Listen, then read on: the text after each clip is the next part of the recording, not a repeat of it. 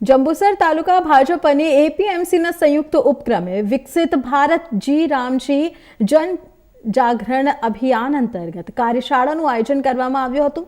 આ કાર્યક્રમમાં સરકારની 125 દિવસની રોજગાર ગેરંટી યોજવાનો લાભ છેડવવાના માનવી સુધી પહોંચાડવા પર ભાર મૂકવામાં આવ્યો હતો। ધારાસભ્ય શ્રી ડી.કે.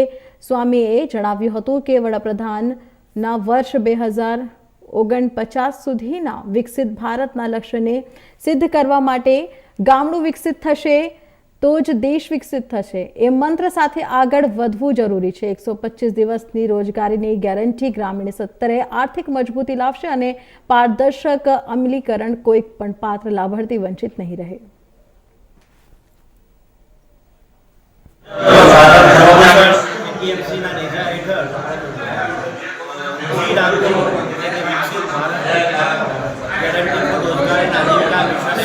ग्रामीण 2025 जनजागरण अभियान कार्यक्रम आयोजन करवामां આવ્યું હતું।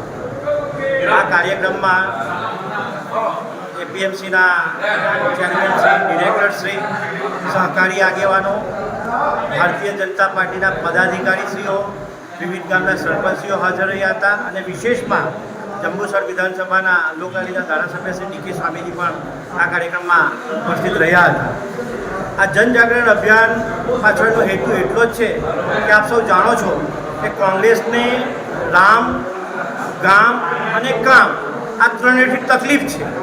એટલા માટે જ્યારે દેશના યશસ્વી વડાપ્રધાન નરેન્દ્રભાઈ મોદીજીના નેતૃત્વમાં આ જી રામજી યોજના જ્યારે કાર્યાન્વિત થવાની છે ત્યારે ગામડા સાચા એટલા વિકસિત બનવાના છે। વિકસિત ભારતનો પાયો નાખવાનું કામ આ જી રામજી યોજના કરવાની છે, જેનું 91,000 કરોડ જેટલું માતબર બજેટ પણ આપણા કેન્દ્રની સરકારે ફાળવ્યું છે। ત્યારે આગામી દિવસોમાં મનરેગાના જગ્યાએ આ જે જી રામજી યોજના આવી છે એ બિલકુલ પારદર્શકતા સાથે, ભ્રષ્ટાચાર મુક્ત વ્યવસ્થા સાથે ગામડાઓને સાચા એટલા વિકસિત બનાવવાનું કામ કરશે એવો અમને દ્રઢ વિશ્વાસ છે। આજે ખૂબ સારી એવી સંખ્યામાં આ જનજાગરણ અભિયાન કાર્યક્રમનું અહીંયા આયોજન કરવામાં આવ્યું, તેનો ખૂબ આનંદ છે। અમે એને સૌ સાથે મળીને આગામી દિવસોમાં જન સુધી આ જી રામજી યોજનાને વ્યાપક પ્રચાર